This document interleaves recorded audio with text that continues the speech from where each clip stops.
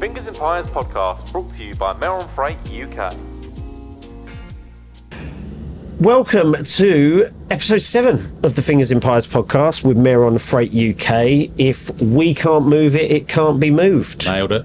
I've nailed it again. That's 3 times in a row. Roll now. I do often get that tagline wrong.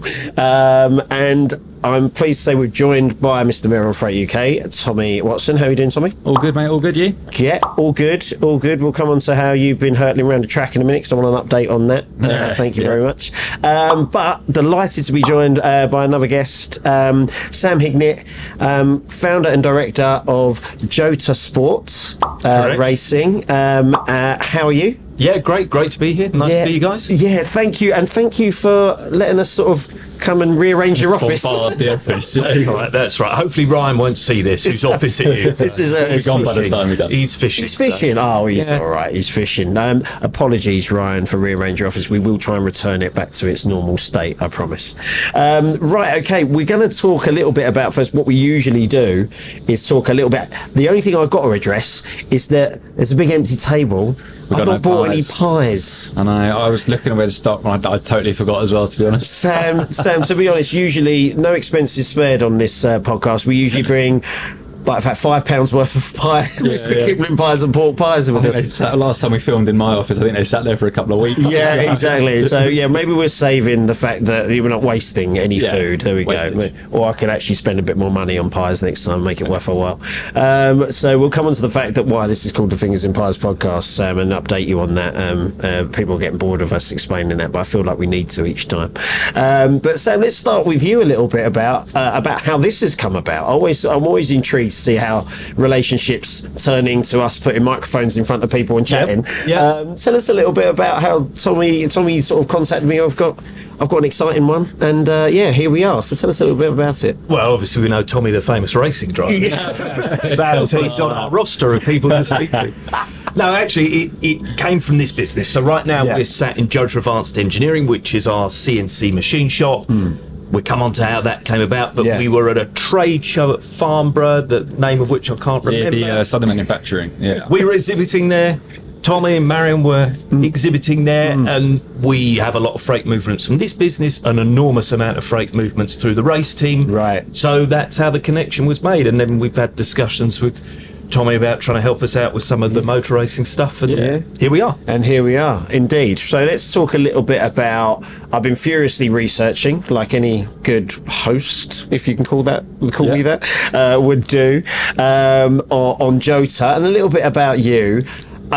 We just got a glimpse. I've got to go straight to the motor racing, because that's where we've been. I've been in my world for the last 5 years in terms of British Touring Car Championship. We've been in that paddock, but it's nothing like. And I've only ever seen these maybe on a test day where you'll see a sort of actual Le Mans car go about. Very rare. Very rare to see it up close and personal. But it was very cool seeing that up and close and personal. But tell us a little bit about how this was founded, Jota. A little bit about your background. Without making this an interview about your CV. No, fine. So this came about because I was a budding racing driver. Right. But I don't know what language we can use on this. No, you can go for it. I was crap. Right. There we go. So it soon became evident that, without an enormous amount of family wealth behind you, you're never going to get anywhere. So I made fairly early on the decision that actually I've got to start my own team if I want to do this. And like many, but particularly now in motorsport, initially there was a wealthy gentleman driver who I worked with, and together we built the team. Cool dude called John Stack. We did there was a crazy championship called the Renault Clio V6 Trophy. It was an insane thing. We bought these two V6 Clios, and it was nuts because the second or third race of the year was a support race for the Monaco Grand Prix, but there were 50 people on the grid normally. You could only have 28 at Monaco. So the first race at Monza was a knockout, and it was literally a knockout to get on the grid for Monaco. Oh, wow. So John and I turned up at this first race like beyond ducks out of water. We were in a world of trouble. And I just remember the bump drafting around Monza in these things. Wow. Crazy car. Needless to say, we didn't make it to Monaco. I think we finished last and second to last. But it all started with the V6 Clios. Yeah. We were, a sponsor of ours back then was the Mezzanine Flooring Company, who had a factory in Tunbridge. So we were working out of their factory in Tunbridge. Right. And John and I raced together a number of seasons. We then did what was the World Sports Car Championship in SR2. That was the baby class of that. This is very early 2000s. Then Reynard went skint. And Reynard had on the table what was clearly a brilliant little sports car, and a guy called Bill Gibson bought the remnants of Reynard. He had a company called Zytec that were building the Formula 3000 engines at the time, and from that the Zytec LMP1 car was born, and somehow we managed to get the first one. Still not quite sure how all that happened, but it was... we were very lucky. We knew some people in Reynard. We knew this was going to be an awesome product. And everybody who was more established in motor racing at that time probably wasn't brave enough, foolish enough to do it. So we ended up getting the first Zytec 04S, so Zytec's first car. And that was also the time that the European Le Mans Series, maybe it was called the Le Mans Series, started. This is 2004. And we entered that. And we did that in 2004, got an entry to Le Mans in 2005. Scrabbled together to get the money together to go to Le Mans. I drove the truck to Le Mans. I was team manager. I think I'm the only person in history that's done the team manager's briefing at Le Mans, waited outside and walked into the driver's briefing at Le Mans. So that was quite an exciting part of the journey. Did Le Mans, and to be honest, for John and I, that was it. Once you've done that, for us, thank goodness we were done. That's all we wanted to achieve as a driver. Right. We did brilliantly well. Then it didn't go so well in the end at Le Mans. And we ended up running out of money for the season, so selling the seats in the car, and neither of us have really driven since 2005. So that was where it all started. That was how we ended up with our second home being Le Mans, if you like, endurance racing. And from 2005 onwards, John went and focused on his business, remains a great friend. I've then had a couple of other partners in the business, and now we are where we are today, running the two Porsches in hypercar in WEC. Wow, there we go. What a journey. I love the fact that you've literally seen every aspect of motorsport. I love that Clio story as well. Clio story. The opportunity to then sort of be on the same weekend as Formula One. I mean, that's insane. I don't think you get get insurance for that anymore. No, it's just crazy that was the caveat. That was actually a knockout qualification. I wonder if that's one of a very well kept secret, almost, like people don't actually realise that was actually a thing. Maybe. So talk. I was looking a little bit about where you're at now and what you're doing now. I mean, like I say, involved in the world endurance, wanting to be a Le Mans winner outright is the goal. That's it. That's the thing left to do. And everybody talks about winning championships and that, but no, you just got to win Le Mans. That's it. That's it. And I would, I thought if we won Le Mans in LMP2, you'd be satisfied. We've done that 3 times now, and we still want to do it more. So the overall win at Le Mans, the first one will be the big one, but I think it'll be just a journey from there. I wonder if we can do it again. That's the thing. It's one thing winning it; it's another thing then defending it. Exactly, and it just carries on from there. The goals change, but you keep going. And it's something really interesting. If you ask the engineering group on the other side what the greatest achievement is, I think I'm right, certainly 2 out of the 3 times we've won Le Mans, we've won the race after as well.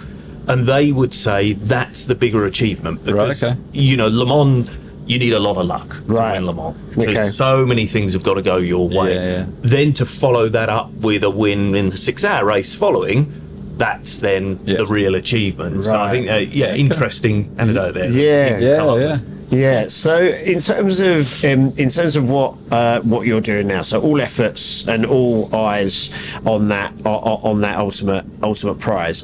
But in terms of what I want to go back a little bit, Ben, where you've sort of come from to where you are now. Obviously that's a hell of a journey, and stuff like running out of money and also being in a position like, we're not quite necessarily the drivers you want to be. Like, is it just the love of motorsport that's kept you going ultimately, or is it actually more than that? It has to make commercial sense, etc. No, I mean, it's the love of competition. Right. I think that's the thing that keeps you pushing and wanting to do more. And I do question what happens in life after when competition goes. Right. What sort of person do you become? Right. But we'll find that out hopefully not for a number of years yet. But yeah, it's the competition, the wanting to succeed, the wanting to be the best in a finite realm. And by that I mean when you're competing in LMP2 or hypercar, you know, there is a limit. Obviously, if you're Mr. Penske or whoever, you can spend all the money and buy a marginal gain. But in reality, there's a finite limit to what you can do, what you can spend. So then it's about optimizing the human resource more than anything within that budget, and trying to get the best out of those people and get the best result on track. Yeah. So there's a particular tagline that I noticed on the website that sort of made me say sort of take note a little bit more, was you wanted to build a race scene that was predominantly people first. Yeah. So explain what you mean a little bit about that. Obviously, I can see people obviously working here. We just sort of walk through the office. But explain what the operation is and what you mean by that sort of people first element. I think if anybody asks what I do is recruitment. You're trying to find the best people to serve the correct purpose in the business, and motor racing sport just brings that to a head. Right. You can buy a great car, but right from the drivers down, you've got to have the human resource to drive that car and operate that car and engineer that car at a level that's going to be successful. So and motor racing's kind of a transient business for the humans working in it, which is the reason we're sat in a farmyard in Kent.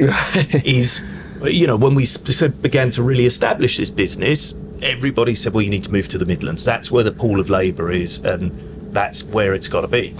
When we sat and looked at it, a great example, you know, we worked closely with a single-seater team called Arden at the time, and I followed them trying to recruit a chief mechanic for Formula 2, and they filled the space 3 times without the person ever starting at the job, because in their 6-week notice period from their previous job, they got snapped up by an F1 team. Yeah. And there's no, you know, we are a human-driven industry, performance-driven industry. We've got to retain the staff. And I've got people here. Well, a great example is every time we win Le Mans, we buy everybody a watch, and there are 9 3-watch holders in the business. So there are 9 people who've been here since 2014, 2017, 2022 onward. So, and that, you know, for me, that's the most important thing, is the longevity of the staff, that they believe in, you know, they have a love for the business and want to succeed with the business. That's really interesting, because I always felt, and you're finding out a little bit more with letting cameras in to big businesses, and also specifically sports teams now, like the Amazon documentaries and all this, whether it be football, whether it be motorsport, and you're finding out a little bit more that actually you just assume that massive like entities or big successful sports teams probably have quite a high turnover of staff. You always assume that maybe like that sort of thing, but it seems as though that core value of people is really important to these big successful companies. You notice that in a lot of sports. We sat down with Charlie at Southampton Football Club, right? And then you hear it in other factors, like Mark Noble talking about West Ham and talking about the staff that build the actual club, been there for a long time. Yes, you know, and okay, people do change at the high end. Obviously, it's very cutthroat in all business, but the actual making of a football club, or a motorsport team, are all done, all from everything from the bottom up. And the long-term staff, and like you say, people retain, and everyone going in that same direction of the passion for the company, or the football club, or the team. That's what everyone has, and like you say, once you have that, you've got the foundations in place, so you can go anywhere you actually really want to go. That bit has to be that foundation. And that must help with, I should imagine, weekends and race weekends. There'll be a core amount of people that are freelance, I should imagine, that have to come in and fill that. But I'm guessing where they're coming into something that's well established and has sort of core values. And even the freelance humans have been with us for a long period of time. You know, they might go and work for another team in GT when they're not working for us, whatever it might be. But you know, we again try and keep those people as long as possible.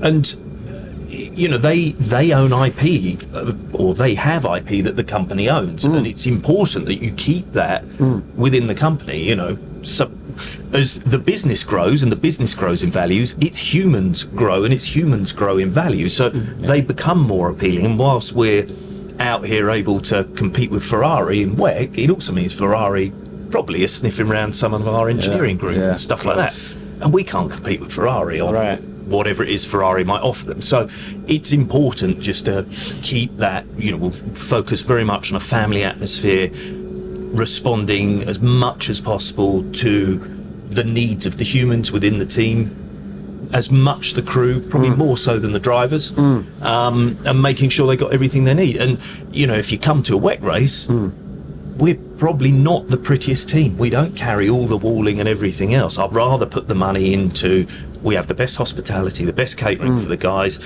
I would say the best coffee, but it's a problem point at the moment. We do have the best coffee. It's a passionate one as well, isn't it? Oh, you've got Slay coffee. and all of these things, and it's just making the human experience better, because it's tough, especially running these things. There is no sleep on a race weekend for the guys and girls, so it's really hard work. Yeah, I can imagine. So getting the recruitment right is in terms of the team absolutely integral. What about the drivers? So in terms of the recruitment for bringing on the drivers, how does that even start for you? So how many drivers do you have? So we have 6 on the books, 3 in each car. With the way it works in WEC, the drivers generally it was a fairly small pool of drivers doing endurance racing. It was not the sort of favoured form of motorsport. All the kids wanted to go to Formula One. The reason we had the relationship with Arden is because when they got to that ceiling and realised they weren't going to Formula One, they would stop racing. Where we were there to say, hold on, there is a whole other world over here of endurance racing. Come and drive with us. In terms of drivers, again, we try and have long-term relationships with drivers, and we try and keep driver groups together for as long as possible. So up until last year, Antonio Felix da Costa and Will Stevens have been together 4 years with us in the same car, working together, won Le Mans, won championships, etc., etc. Unfortunately, Antonio's had to focus on FE this year with Porsche, so he's not with us this year, but Will stays with us, and hopefully will be with us for the long term. So we always try to keep drivers together. In the other car, we've got Oliver Rasmussen, who's now in his 3rd year with us, and we've taken him, young guy, taken him from single-seaters, taught him endurance racing through LMP2. Now he's in that learning process of driving one of these hypercars, because there's a huge mental workload in a hypercar. And so we're just trying to keep the longevity of the drivers like that. Then there's other factors, the commercial value of the driver, the PR value of the driver, all of these things, because we are sponsor funded and it's important to deliver on behalf of the sponsors.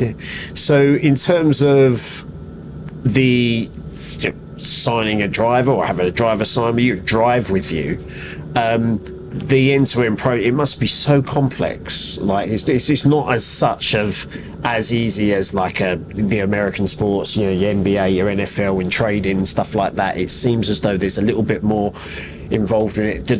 Is there still very much? We're at a level. So my sort of experience with motorsport in British touring cars is very, very different. So I don't tend, from a media point of view, know the ins and outs, but know a little bit because we work with a few of the drivers.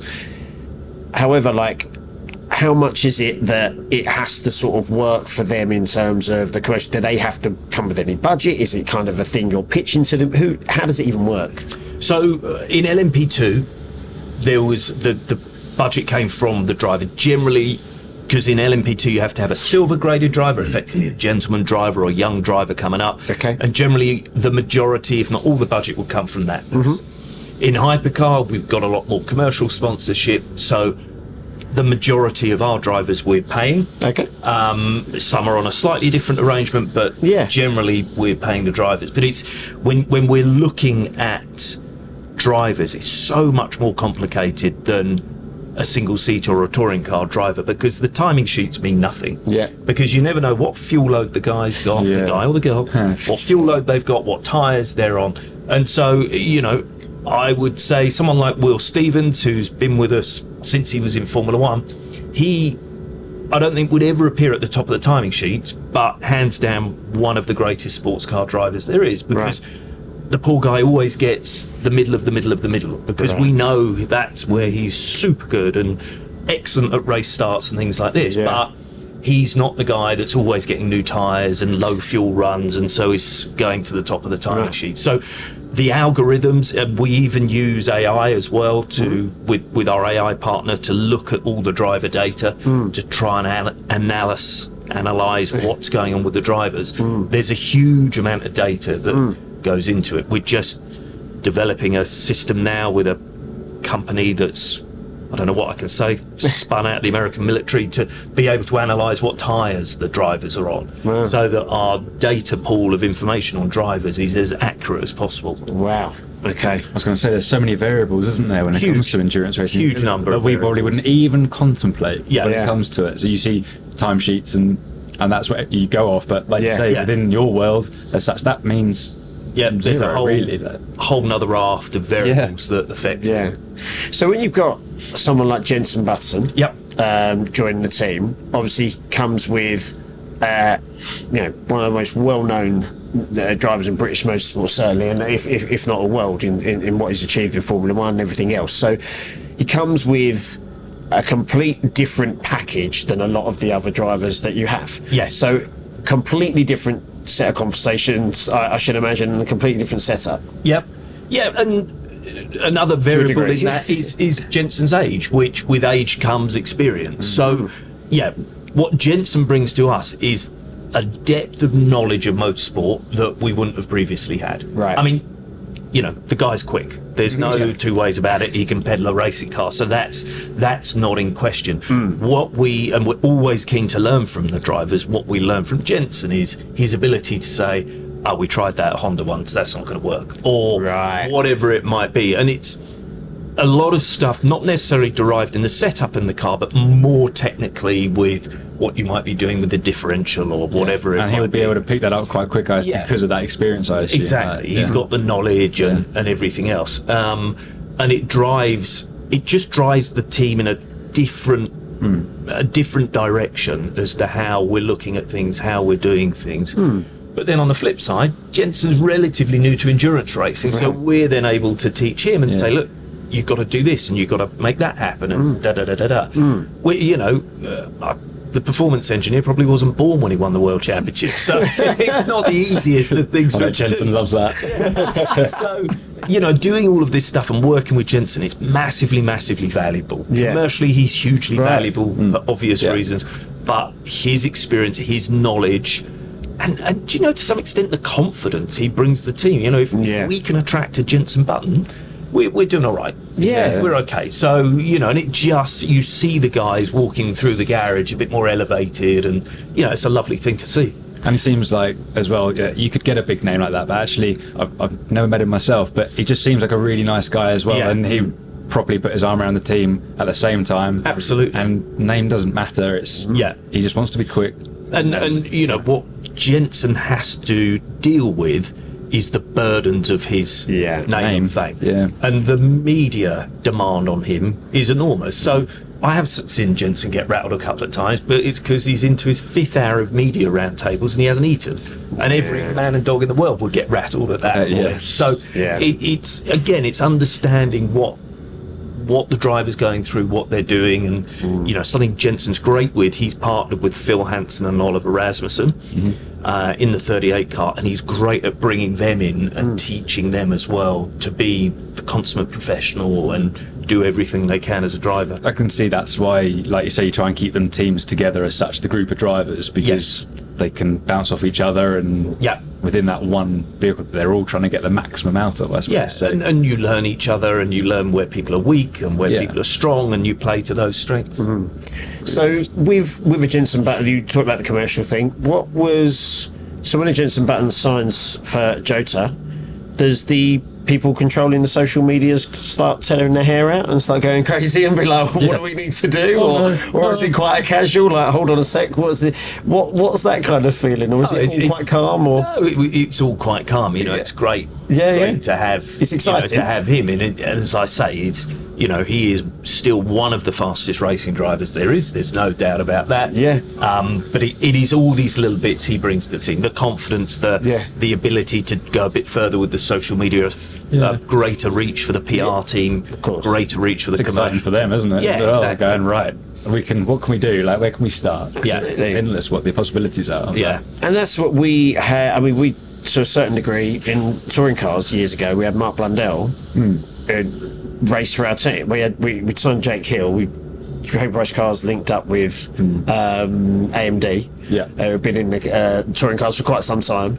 And we were at Jake Hill. And we were like, who's the second driver? And it was taking ages to come through. And then he said it's Mark Blundell. And we were like, hold on, is he still driving? And he won't mind me saying this. Hopefully, sorry, Mark, if you're there. But we were like, he's still driving? What's going on? And then he, like I said, the queue in the pit lane for Mark Blundell for the pit lane walkabout was absolutely it was ridiculous. It was so long, and everyone bringing their own artifact, their own F1 stuff for him to sign. It was just absolutely crazy. But the pressure on that, everyone just thought, right, well, he's going to go quicker than most of these lot. And it was obviously, anyone knows in motorsport, and he was obviously trying to say that, and everyone was trying to say, he's like, he's not driven a touring car before, and it's a completely different game. Yeah. I remember back in the day as such, I remember being like 6 or 7, seeing Mansell in the Mondeo. Yeah, the touring cars, yeah. I would have loved to have seen how the paddock just exploded out of that, because that must have been insane. But what a different time that was, though, because now a Jenson Button can't go anywhere. Well, I mean,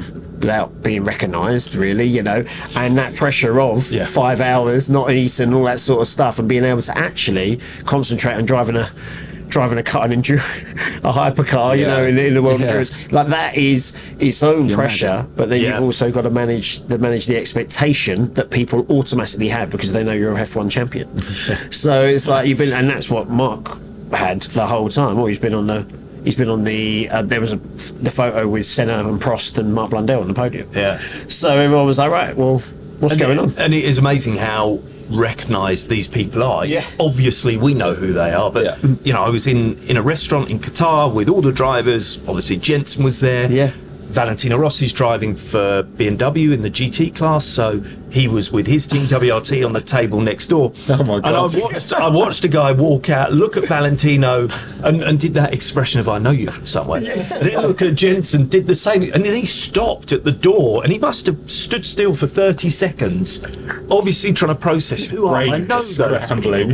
It's great. Yeah. And then another story from Qatar. We did a driver training camp. And I love the idea of this. We ended up doing a spin class. I know why we ended up doing a spin class. So the drivers, Dieter Gass, our team principal, myself, and Adrian, the team building guy. And from the hotel had arranged for this lady who must have been a Russian bodybuilder. I mean, she was a tough girl. Ready to go. Yeah. And at the end of it, she brought her mum along for some reason. At the end of it, she wanted a group photo. She had no idea who was in this photo, And I've just got this wonderful idea that somewhere in Moscow, on their mantelpiece, is a picture of this group with Jensen, and somebody's going to go up to one day and say, "Is that Jensen Button?" 100% that's going to happen. That is going to be brilliant. But that guy is obviously gone home like, I was eating the whole time in the same place. Valentino Rossi and Jenson Button, I had no idea. But then again, it's quite nice, isn't it? And there's that thing about motorsport as well, especially the touring cars that we've had. But it's still, I know F1's a little bit more protected, but it still is able to bring people closer to their idols and stuff. Yeah, how is that in the endurance side of things? It's good. It's probably as good as touring cars. Yeah, okay. From what I haven't been to a touring car race for a number of years, but I remember touring cars being free for anybody. Yeah. Brands is difficult, isn't it? Just because of the space of the paddock there. But no, it's great. The paddock's completely open. You can wander around. Great. Yeah. There's a grid walk, but I don't. Pit walk. Yeah, I don't think you have to pay for it. Wow. There's a grid walk that you do need an armband for that. But no, it's very open. It's really open, so you can actually get up close and personal with the people, which other sports are just it's unheard of. It is, and I really like that. I think it's something that is so good to be able to do. Yeah, I understand with the Formula One side and everything, but the money involved in everything. You know, they're maximising every aspect they can, right? Yeah. At the end of the day, that's what they're doing. But it's great, like my kids going to the touring car side and going and speaking to the drivers and saying, it's super cool, isn't it? Great, right? That's what your passion, that's where passion with youngsters, especially, like they get that from and it sticks in their mind, right? You know, even I see Colin Turkington walk around the grid, or you know, speaking Tom Ingram, who you know, I speak to all the time now. You know, and he's checking in on me, checking I'm going fast in my little mini. But I remember 5, 6, 7, 8 years ago when I wasn't involved in it, watching him on TV. Even that's great for me. That's you know, really cool, isn't it, to be able to do that? And I think that's the thing when you do get that transition between different championships. You know, we got Jenson Button, who's F1 champion, then going over to I mean, that's probably why he's going to be so lauded, and people are going to, because the access is totally different. All of a sudden you see him walking around a paddock. But the same with Mark, and the same with anyone that sort of transitions to touring cars or that comes and visits. We had a certain Lewis Hamilton under literally a hood and closed up at Donington, hiding from everyone. And it was the one race, and Nick's gone and got points as well. It was crazy, because then everyone was going to see Nick, and I think Lewis has gone, oh no. And he just snuck out of the garage. His helicopter going, and then someone walked past from our team. Funnily enough, they were like, "Is Lewis Hamilton here?" And we were like, "No, he's not. What are you talking about? I mean, if he was here, we'd know he was here." Yeah. And then he came out in the news. I was like, I think it might have been. They were like, I knew I walked past him. He was just hood up. We got in, and basically he went round the track, didn't he? Sort of stayed out of the way, and then he released that he was at the track, and we were like, oh. And everyone was like, all these people were going, now I've got a little video of him walking past. That's great. So it was amazing. So talking about a little bit about what happens now. I mean, you touched on it and you were like, oh, I'm not really sure what happens once we achieve our goal. Once you achieve the goal, is it just a case of, like I said, we have I remember reading a book of Johnny Wilkinson once when he kicked the ball through in the World Cup, and then immediately after he literally was almost got his medal, and he was sitting there and celebrating. And instead of enjoying it, he was like, "What's next?" Yeah. So I was like, "What? Enjoy the moment." But that's how driven, I guess, he was trying to say he was. And I suppose how driven you guys need to be and shown through the success. So that first one at the LMP2. Yep. Did you have that with that first win? What was the feeling? Obviously, I know that. You see, this is where the Johnny Wilkinson scenario is so true at Le Mans. Le Mans has I don't know what we can call it, but the French factor of scrutineering after the race. Right. And it is, you don't win Le Mans for weeks after Le Mans.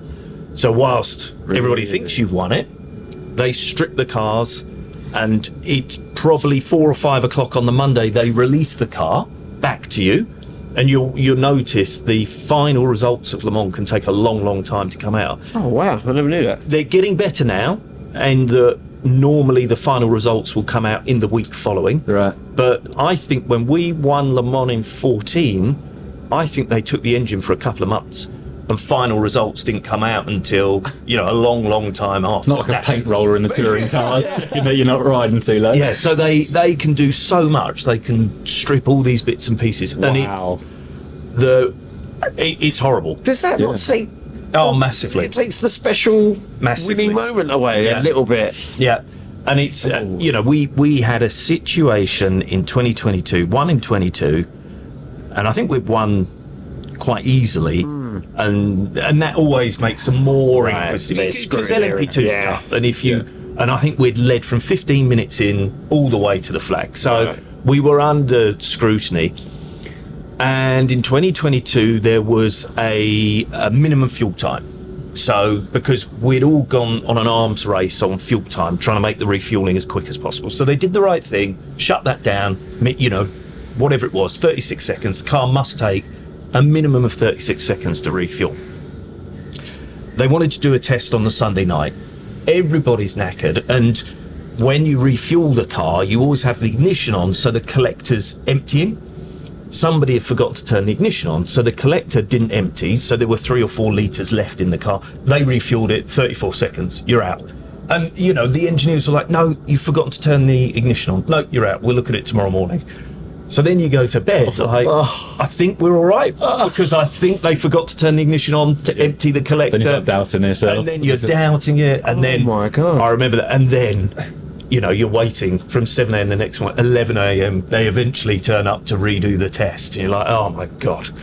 And they know that there was a mistake made, but it's just a game. So Le Mans is horrific. You don't, all the joy of winning Le Mans generally gets lost in, we've got to get through scrutineering. Oh my word. Wow. And it's kind of a false negative, because I think in all the years we've done it, I can think of maybe 2 cars that have lost a win. Right. It's not a prevalent thing, but we've lost wins in other races because of mandatory kill switches not working. And you're like, listen, we can prove from the onboard footage it's the last check on the grid. Check the car kills itself. It does. Fine. And you can see it. So it's broken during the race. What can we do about that? Right. No, you've lost the win. Whatever. And that was in Japan a few years ago. And so there's always these things hanging around that you're nervous about. Yeah. Coming back to your Johnny Wilkinson explanation, it is like, oh my God. So the joy, the peak of the joy, there's that instantaneous peak, but very quickly followed with a doomsday scenario of, what if? We've got it thrown out. Wow. And then when you're driving home from Le Mans, your mind is already on, well, how can we do better next year? What can we do different? What are we going to do to, if we haven't won, win, if we have won, win better, whatever that might be. So that's what I was kind of sort of getting at. I mean, going on to, and this we've done, being part of the team, as a sponsor of a touring car team, working in amongst it, you see that sort of end of the season thing of October, and then you wonder which drivers are thinking, right, next year I've got to do this and got to do that, or which drivers are thinking, I've got a nice little break now. So it's just kind of, it's a bit weird. We asked Tom, didn't we, when after he won it, like, what was your mindset? What was you thinking? Did you think to yourself, I'm done now, that's great? Yeah. And obviously the plan was to go and defend it, which didn't come to fruition. But at the same time, it actually it ignites that fire to then go and win it back, to prove a point. Well, what he actually said, which was interesting, he said to us on the podcast, he actually said that he considered retiring. Like he came back and was starting his defence, but he felt a little bit different. Yeah, and he actually thought, well, maybe I should have retired on the high. I've done what I was meant to do. He was always the bridesmaid, wasn't he? Never the bride, like 5-6 times in a row. Yeah. He finally won it, and he was like, maybe I should have taken a year out, kind of thing. Which is a weird thing, because I just think, like, that winning feeling, you just want to defend it. Like, I've always grown up watching football, and you see the Man United win 10 seasons or whatever, 10 Premier League titles, and they just never get bored. What keeps that passion? What keeps it sort of going? But I guess you've got to reinvent yourself and go again. But then again, is this, for Jota, is the opportunity sort of endless with motorsport, or is this the Le Mans thing you want to do? If Le Mans outright has been achieved, is there some other series you'd get involved? Like, is that kind of on the horizon? I don't think we have eyes on anything else. I mean, I say that we've done a bit of GT racing, and I think the Spa 24 Hours is tougher to win than Le Mans. So that we've won our class at the Spa 24 Hours. But there were 2 cars in class and one broke down on the formation. So we'll take it. We were, that was a trophy. That was many years ago. So where's that trophy? Yeah, use the paperweight. That was unbelievable. Actually, we were a small diversion running a GT4 Aston Martin, and this was 2008, maybe. Something like that. And it had a road car throttle that was like a plastic piece on a sensor that operated, and it failed, and we didn't have a spare. And I just saw someone driving out in an Aston Martin Vantage from the Brussels dealer, stop them, stole their car, stripped their car. I didn't strip their car. We stripped their car in the paddock, got them a taxi home. The car won the race off, having been in the box for 2 hours using this throttle from this dude's road car, ended up bolting it back on, he drove home. So that's the best story. I want that guy on the podcast. Poor guy. I wonder how he tells the story. This English idiot jumped in front of me. That's 16 years ago. What an amazing story that is. So, but yeah, I think Spa 24 Hours is more difficult to win than Le Mans. Right. Daytona's cool, but I'm not invested, and I don't think as a company we're invested at the moment in the IMSA form of racing where you pan around for 23 and a half hours, try and stay on the lead lap, and then it's a sprint to the finish from the last safety car. I don't, it's great entertainment, but it's manufactured racing. So there's not as much team input into it. But if we could win Le Mans outright and you could win the Spa 24 Hours outright, I think you'd be there's not much more to achieve in endurance motorsport. So just two small hurdles to knock over. Just too small. Just a couple. There we go. You just knock them off and then roll off to the sunset. I do love that Aston Martin thing. Would you have let this, as he said, English idiot just come and strip down your car? Sounds of it. I don't think you gave him much of a choice. No, he did. I think he was the MD of the Brussels Aston Martin dealership at the time, because they used to sponsor cars at Spa. Right. So how funny. Great race. Took it and they won the championship. So talk about a little bit about what the media side of it, because it's my passion kind of thing, I guess. How you've seen Drive to Survive, I take it. We see a lot more. There's the NASCAR one. The NASCAR one's coming. That was good. The NASCAR one. Yeah, it was good. Everyone said that. They did I really enjoyed it. Because I think there's a certain way. If you actually just told me that they do playoffs and this and that, I'd turn around and go, that surely doesn't work. But the way they actually do it and filmed it and everything in 6 episodes, very clever. And I think actually very good. So in terms of this whole, let's face it, in the last even the last 5 years, the cameras now up close and personal with every sport. Man City have just done another one, I think, on their treble winning season. It's coming out very soon. All these Southampton do one. Obviously, you're involved with Southampton Football Club. Everyone has got to have cameras involved, whether their own socials or Netflix and the Amazons and the Disney Pluses and stuff. So you're one of these kind of embracing it, kind of loving that sort of thing, it's doing wonders for the sport kind of person? Or? Absolutely. It's an essential element of our sport now. We very an American thing, but you'd hear American teams and championships saying we do it for the fans. Well, I can't say we do it for the fans, because there's a commercial machine behind it that is the purpose for our existence. But without the fan base, without the enthusiasm of the public, the sport doesn't exist. So we want to embrace it. We do embrace it. The problem we have in endurance racing is fundamentally it's boring. It's difficult to follow.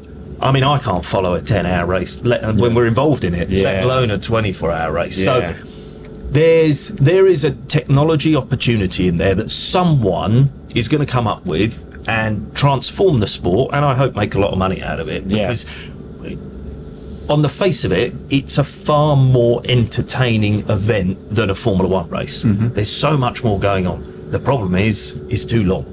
So if there was a way, and we've discussed it a lot, of making it, it's fine when you're on an event and you can get involved in everything, but for the average spectator to enjoy it is difficult, because it does go on for a long, long time. And that's what everyone's trying to do, like trying to make their sport more accessible and kind of, I mean, trying to get it out there and increase it, whatever it is, isn't it? And get to a different audience. Because because Le Mans, the 24-hour races within the sport, has got a real amount of prestige to it, and it's respected beyond belief. I mean, people that have done, there's a holy trinity, isn't there, of sort of those like IndyCar, F1, Indy 500 and Monaco, Formula 1. So like there's it's everyone within the industry and within that sort of car game and motorsport world know it as sort of absolute prestige. But like you say, appealing to the casuals is what all of these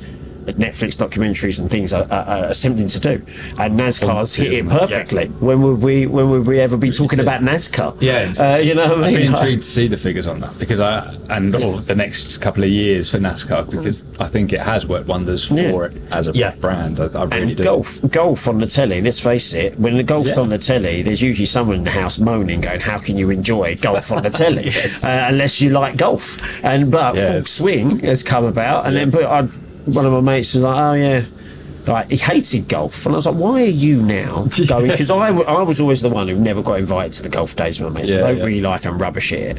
But then one of my other mates, and I was always had that one mate who was with me, and he was like, no, I'm going to go with the boy. I went, why? I watched that full swing and that, it's all right, isn't it? I went, no, don't tell me you've watched the Netflix documentary. It's like, no, I'm going to go try my hand at F1. But it's appealing to the casuals, and it sort of makes it. But that's the thing. I'm guessing it's a little bit more challenging with it. There is a much bigger challenge that, as an industry, an endurance racing industry, we need to find a solution to if we're going to get the mass appeal of Formula One. Interestingly, though, I have seen some negatives to where Formula One's gone with Drive to Survive, in that it's lost its exclusivity. Yeah. And so we are finding, not many, unfortunately, but just a few commercial partners coming over to our world because it's still exclusive, and the people that are actually watching it is the couple that can buy a Porsche, and therefore they are of interest. And Whereas for every couple that can buy a Porsche, there's now 100 people who can't buy a Porsche, which for some commercial entities aren't of interest in Formula One. So that's a good point. It concentrates, you'd know, what is it, an ABC demographic, or whatever it is.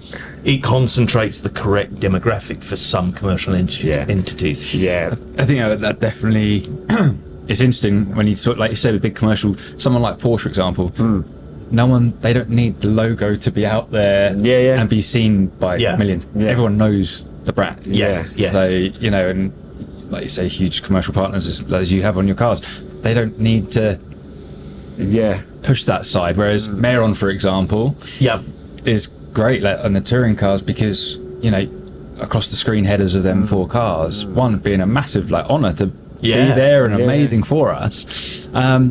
It just takes somebody sitting on top of their camper van who ships a few boxes over back and forth, and that's perfect. You know what I mean? That's great. And it's and you on the sleeve of Southampton, you know, and the thing but we were saying it's got to be a right. It's almost you're a little bit sport for choice now in terms of what you partner with, because and you've got to look at the intricacies. So if you look at the intricacies of the team and how it's set up and how they do it. So for example, you could have whacked that sticker on Southampton Football Club and received obviously the stats and the wonder of football and everything that gives you of essentially what's hopefully going to be a Premier League club back in the Premier League.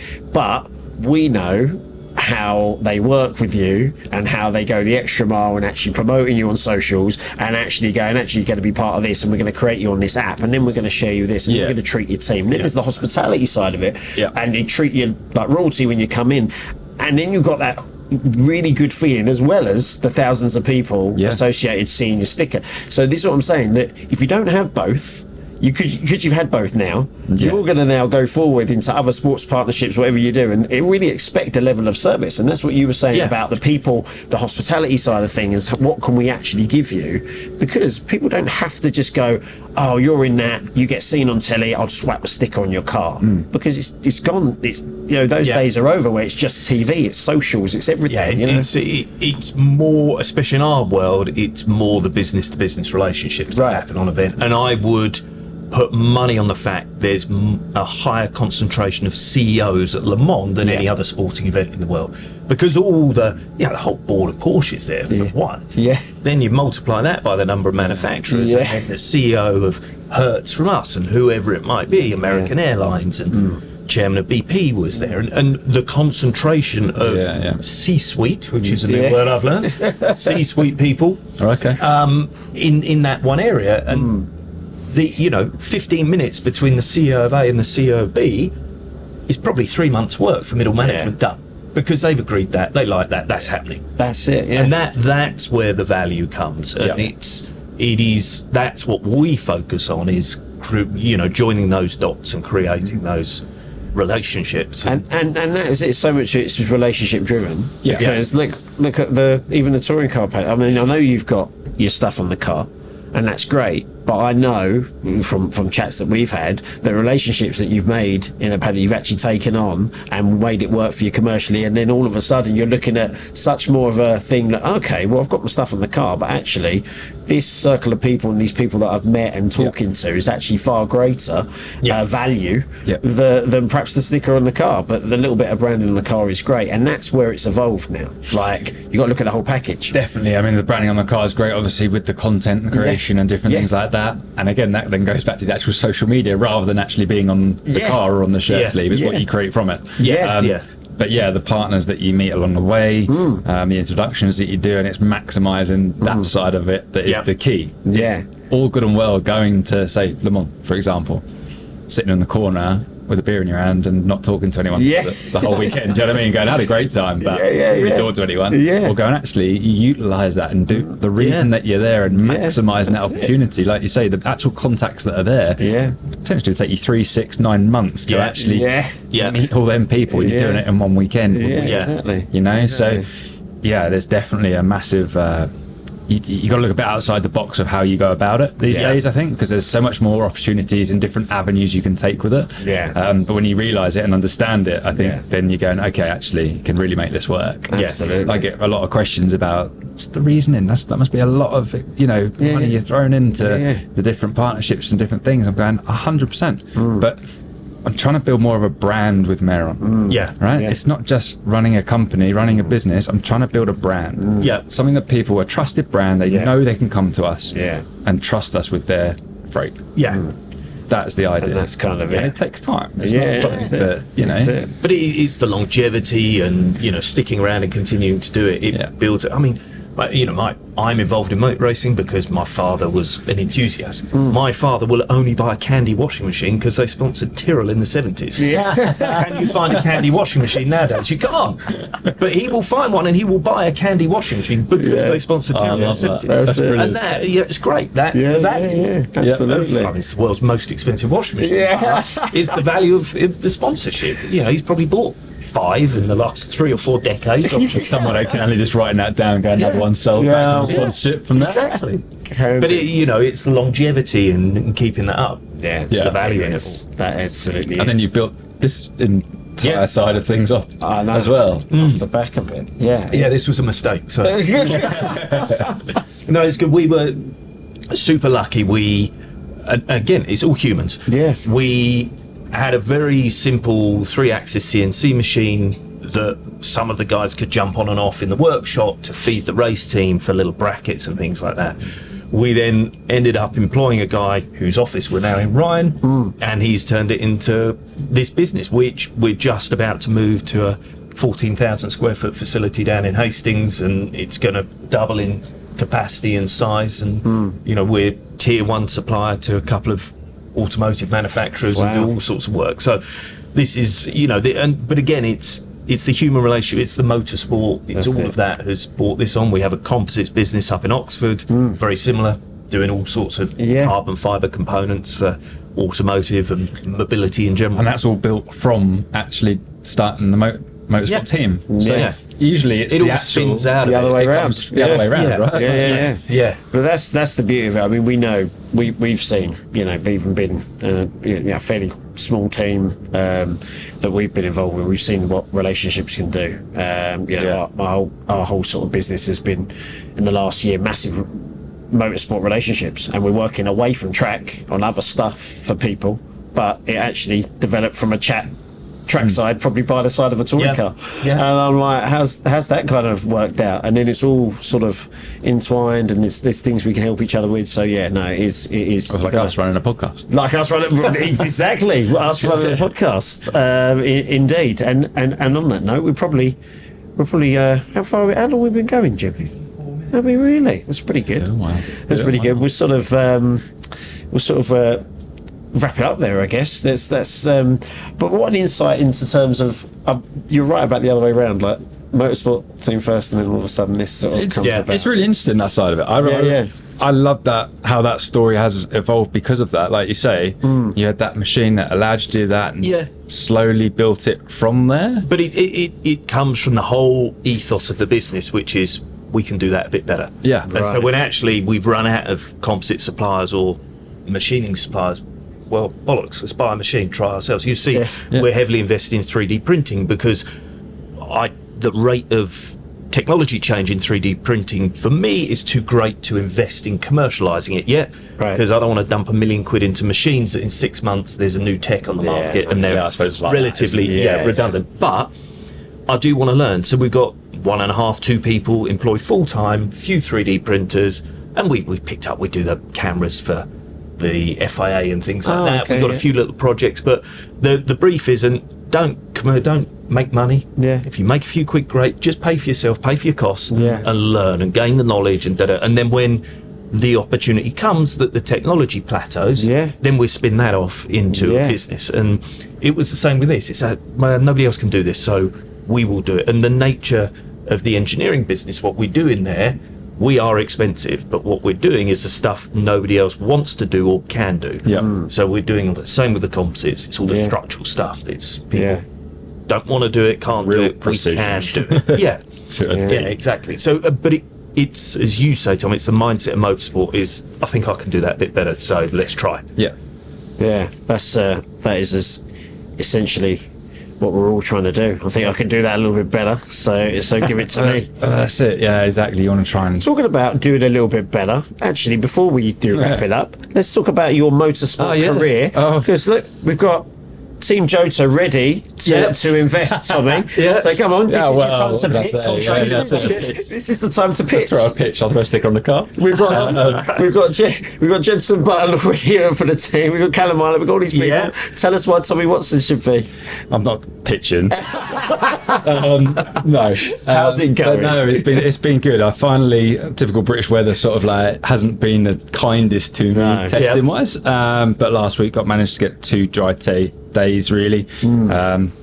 By the afternoon anyway, each so Snetterton and then Thruxton, and slowly getting the times down and getting where I want to be. Nice. And actually going into next week at Donington with a bit of confidence, and then weekend after that is the first race weekend at Snett, so it's coming around very fast. But I'd like to think I can get into that car confident now that I can compete. So that's half the battle, isn't it? Confidence. Definitely. That's it. Is it just about bravery? Well, Thruxton, it turned out some decent times, right? It wasn't too bad. It was good. I was really happy with the times. And I was on a couple of quicker laps there. When you're on them track days and you're going around in a Mini, and you've got some dude bringing his Porsche and his M5 and his this, and you're flying past them, they're not happy. So there are a few laps I could have gone quicker, but I know the pace is there. I know I've built that confidence to be able to take that around Thruxton. If you can do it around Thruxton, you're all right. Confidence-wise, having that belief in yourself, you'd like to think you can take it into most tracks with that self-confidence. Then the technical stuff will come along the way with more seat time. And that's where the likes of Ronan has been great, helping me with that. In his own way of telling me when I'm not good enough, which is fair enough. As I've got one of my quite straight talking, Ronan Pearson. He won't mess about. He'll say that's slow. But pretty much. As will a couple of my teammates who turn around. We've got a good banter going on now, so no, it's good. It should be a good season. I'm looking forward to getting started. But, there we go. So juggling being running Meron for UK, also being a racing driver. Got to balance out. I did tell you you're crazy, but so you're not the first person. You're not the only one. I'm looking forward to it. I'm looking forward to seeing you go around. It really would. But I guess a massive thank you, Sam, for having us. Pleasure. Thanks for having me. And it's been a really good chat. Really interesting bits in that, and good luck with everything you're doing. When's the next? Imola, middle of April. Okay. Is it? Okay. Yeah. So let's see what happens in Imola. Unfortunately, we run under that dreaded BOP, so it all depends what the BOP is when it comes out, the balance of performance. Okay. Let's see what that looks like for the Porsches, but hopefully it'll be all right. How many events are there throughout the year for the 8, including Le Mans 8. So we started in Qatar, Imola, Spa, Le Mans, Brazil, Kota in Texas, Fuji in Japan, and finish in Bahrain. Wow, some nice tracks.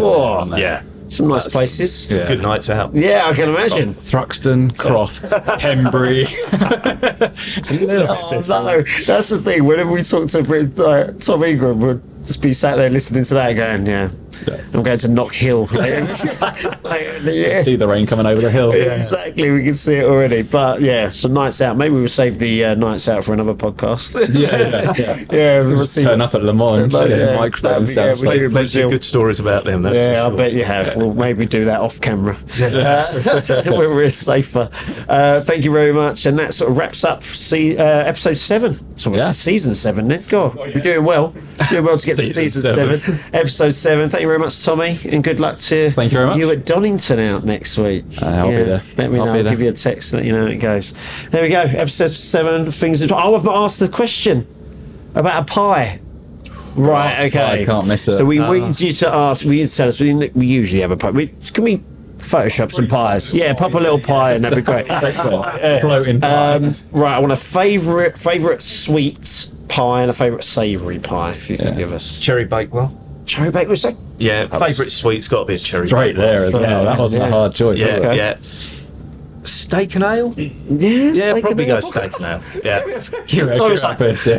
It's a huge variable, isn't it? Yeah, steak and ale. And then, I mean, it's a whole nother podcast, but some of these pies you get in posh pubs. Oh, I know. What's that all about? We did mention it on the last pod actually, because I think Mike said steak and ale as well, and I brought up had lunch recently, and there was a steak and Malbec, Yeah, steak and Malbec. and it was just at the pub as well. And I'm sitting there going, "Is that right?" That's what red wine. Okay, interesting. Malbec pie. Yeah, Just whack anything in a pie nowadays. Steak and ale. A couple of classics there. Cherry bakewell, steak and ale. Yeah. Very much. Yeah, so. you're in good company there, I Got a think. good pie story about Sienna Miller, but we'll save that for another time. Oh, that could be a little side video. Oh, it's to finish the podcast. Next episode with Sam. With Sam. There we go. That'll do. Thank you very much.